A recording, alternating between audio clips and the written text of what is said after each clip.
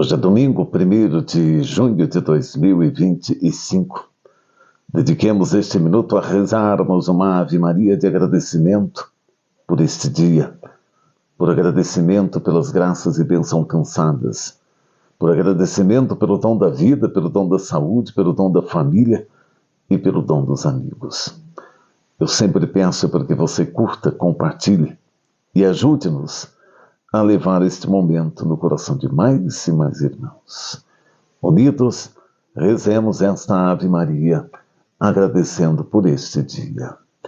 Ave Maria, cheia de graça, o Senhor é convosco. Bendita sois vós entre as mulheres, bendito é o fruto do vosso ventre, Jesus. Santa Maria, Mãe de Deus, rogai por nós, pecadores, agora e na hora de nossa morte. Amém.